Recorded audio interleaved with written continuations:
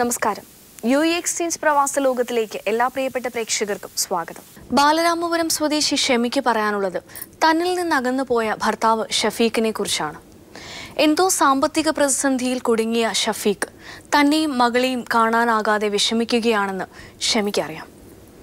എന്തു പ്രശ്നം വന്നാലും ഏതറ്റം വരെ പോകേണ്ടി വന്നാലും ഷഫീഖിനോടൊത്തെ താൻ ജീവിക്കൂ എന്നാണ് ഷെമിയുടെ പക്ഷം. ഷഫീഖിനെ ഇത്ര കണ്ട് സ്നേഹിക്കുന്ന ഷെമിയോട് തന്നെ ഷഫീഖിനെ കുറിച്ച് നമുക്ക് ചോദിച്ചറിയാം. ഷഫീഖിന് എത്ര കാലമായിട്ട് നിങ്ങൾക്കൊരു വിവരമില്ല? 3 വർഷം കഴിഞ്ഞു ആള് പോയിട്ട്. എവിടേക്കാ പോയി? ദുബൈയിലാണ്. ദുബൈയില് അവിടെ ഒരു ബിഷപ്പ് ഡിസൈനിങ് എന്ന് പറയുന്ന കമ്പനിയിൽ PR ആയിട്ടാണ് ജോലി ചെയ്യുന്നത്. 2 വർഷത്തോളം കുഴപ്പമൊന്നുമില്ല. പുള്ളി 2 വർഷത്തിൽ 4 പ്രാവശ്യം ലീവിന് വന്നായിരുന്നു. 6 മാസത്തിലൊരിക്കൽ 10 ദിവസത്തേക്ക് ലീവിന് വരുമായിരുന്നു. പിന്നെ കാശൊക്കെ അയച്ചു തരും. നന്നായിട്ടാണ് ഞങ്ങൾ നോക്കിയത്. പിന്നെ 2014 ജൂൺ 26 നാട്ടിൽ വന്നിട്ട് പിന്നെ ജൂലൈ 5 തിരിച്ചു പോയി. 10 ദിവസത്തെ ലീവ് കഴിഞ്ഞ് തിരിച്ചു പോയതിന് ശേഷം പുള്ളി അധികം നാട്ടിലോട്ട് വിളിക്കാറില്ല. പിന്നെ അപ്പോൾ 3 പ്രാവശ്യം എന്തോ കാശ് അയച്ചു തന്നു. അത് കഴിഞ്ഞിട്ട് പറഞ്ഞു പിന്നെ വിസ ചേഞ്ച് ചെയ്യുന്നതിന് വേണ്ടിയിട്ട് പിന്നെ ഞാൻ കമ്പനിയിൽ 17,500 ദർഹം പിന്നെ അടയ്ക്കേണ്ടി വന്നു. അതുകൊണ്ട് എനിക്കിനി നാട്ടിൽ നിനക്ക് കാശ് അയക്കാൻ പറ്റത്തില്ല, നീ അഡ്ജസ്റ്റ് ചെയ്യണം. പിന്നെ ഈ അയച്ചു തന്ന കാശിൽ നിന്ന് കുറച്ച് എന്നെ ഇങ്ങോട്ട് വിളിക്കുക. അതായത് പുള്ളിയെ ഞാൻ അങ്ങോട്ട് വിളിക്കുന്ന, ഇക്ക എന്നെ ഇങ്ങോട്ട് വിളിക്കാറില്ല.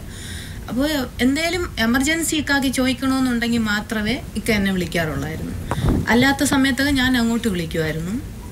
പിന്നെ കുറച്ച് ദിവസം കഴിഞ്ഞപ്പോൾ പിന്നെ വിളിക്കാതായി. അങ്ങനെ ചോദിച്ചപ്പോൾ പറഞ്ഞു എന്തോ വിസ കച്ചവടം ചെയ്തിട്ട് ആർക്കോ വിസ എടുത്ത് ഇങ്ങനെ കച്ചവടം ചെയ്തു. അപ്പോൾ അതിക്കായിക്ക് പ്രശ്നമായി. അത് കുറേ സാമ്പത്തിക ബാധ്യത വന്നു. അതുകൊണ്ട് ഇനി എനിക്ക് കാശ് അയക്കാൻ പറ്റത്തില്ല, ഫോൺ നാട്ടിലോട്ട് വിളിക്കാൻ പറ്റത്തില്ല, അങ്ങനെ പറഞ്ഞു. അപ്പോൾ ഞാനിത് ഇവർ പറയുന്ന വിശ്വസിച്ചിട്ട് അങ്ങോട്ട് വിളിക്കുമായിരുന്നു. ഇക്കായെ ഇടയ്ക്ക് വിളിക്കും, സംസാരിക്കും, മോളുടെ ശബ്ദം കേൾപ്പിച്ചു കൊടുക്കും. പക്ഷേ പുള്ളിക്ക് സംസാരിക്കാൻ അത്ര ഒരു താല്പര്യം ഇല്ലാത്തതുപോലെ 2 സെക്കൻഡ് അല്ലെങ്കിൽ 3 സെക്കൻഡ് ഇങ്ങനെ സംസാരിച്ചിട്ട് ഫോൺ കട്ട് ചെയ്ത് പോയി കളയും. പിന്നെ അങ്ങനെ ഇരുന്നിട്ട് ഫെബ്രുവരി ആയ സമയത്ത്, ഫെബ്രുവരിയിൽ എനിക്ക് ദുബൈയിൽ നിന്ന് ഒരു കോൾ വരുന്നു. ഷഫീഖിൻ്റെ വൈഫാണോ ഷമി എന്ന് പറഞ്ഞു. ഞാൻ അതേ പറഞ്ഞു. പിന്നെ പുള്ളി ബാങ്കിൽ നിന്ന് ലോൺ എടുത്തിട്ടുണ്ട്, ലോൺ പുള്ളി തിരിച്ചടച്ചില്ല. പിന്നെ നിങ്ങൾ പിന്നെ എന്താണ് വൈഫല്ലേ, ഇതെന്തേലും അറിയാവോ എന്ന് ചോദിച്ചു. ഞാൻ പറഞ്ഞില്ല, എനിക്കറിയത്തില്ല, ലോണ് വേണം കൊടുത്തിട്ടുണ്ടെന്ന് പറഞ്ഞിട്ടുണ്ട്. അപ്പോൾ അത് അവരെന്നോട് വിളിച്ച് ചോദിച്ചായിരുന്നു, വൈഫാണോ, അഡ്രസ്സ് പറയാൻ പറഞ്ഞു. ഞാനത് പറഞ്ഞു കൊടുത്തിട്ടുണ്ട്. അപ്പോൾ പറഞ്ഞില്ല, പുള്ളിക്കാരൻ ലോണും എടുത്തിട്ടുണ്ട്, ക്രെഡിറ്റ് കാർഡും എടുത്തിട്ടുണ്ട്, പക്ഷേ കാശ് തിരിച്ചടച്ചില്ല.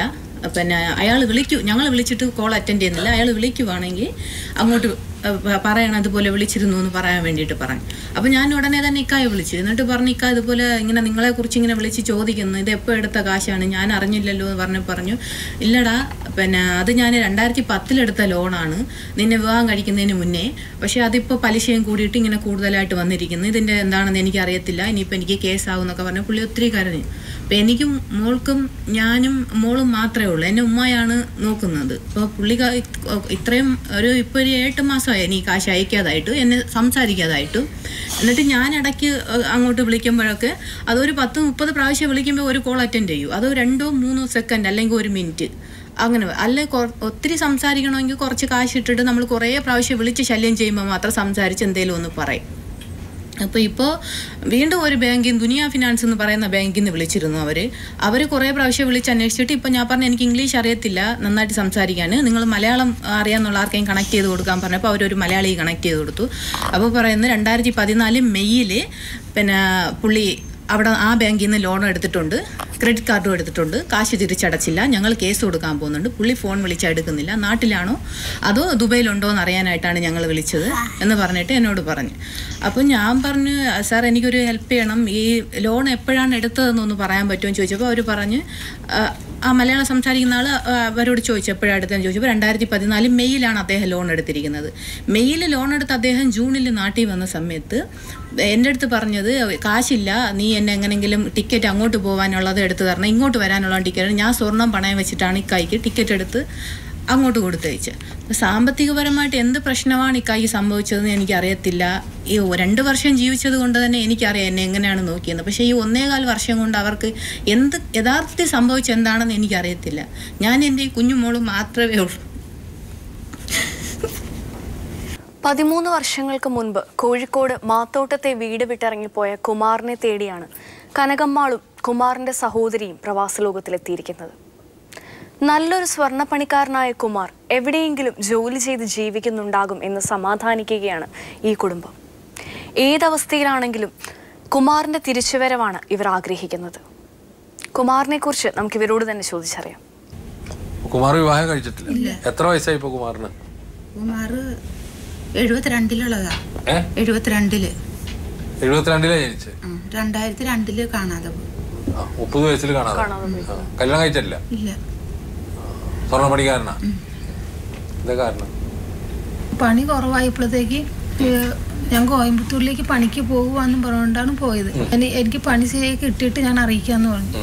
3 മാസം കഴിഞ്ഞിട്ടും പിന്നെ കണ്ടില്ല. പിന്നെ ഫോൺ വിളിയോ ഒന്നും ആകാത്തപ്പോൾ 1 മാസം കൂടി വെയിറ്റ് ചെയ്തപ്പോൾ ഞങ്ങൾ പോലീസ് സ്റ്റേഷനിൽ കംപ്ലൈൻറ്റ് ചെയ്തു, ബേപ്പൂർ പോലീസ് സ്റ്റേഷനിലേക്ക്. പിന്നെ അപ്പോൾ അവരുടെ ഫോട്ടോ ഒക്കെ അന്നത്തെ പേപ്പറിൽ വന്നിരുന്നു. എന്നിട്ടും വിവരം കിട്ടിയില്ല. അപ്പോൾ ഞങ്ങൾ അറിയുന്ന സ്ഥലത്തിലൊക്കെ പോയി തിരക്കി. ബാംഗ്ലൂരിൽ അവൻ്റെ അനിയൻ ജോലി എടുക്കുന്നുണ്ട്, എൻ്റെ 3ാമത്തെ അനിയൻ. എന്നിട്ട് അവനെക്കുറിച്ചുള്ള വിവരം കിട്ടാത്ത അപ്പോൾ ഞങ്ങൾ അന്നത്തെ കളക്ടറെ കണ്ടിരുന്നു, സൂരജ്, കോഴിക്കോട് കളക്ടർ. അപ്പോൾ അന്ന് കുറേ അദ്ദേഹം പത്രപ്രവർത്തകരെ വീട്ടിലേക്ക് പറഞ്ഞ് വിട്ട്. അപ്പോഴും കുറേ പരസ്യം ഇതൊക്കെ ആയിട്ട് TV വിയിലൊക്കെ വന്നിരുന്നു. എന്നിട്ട് ഇതുവരെ കണ്ട് കിട്ടിയിട്ടില്ല.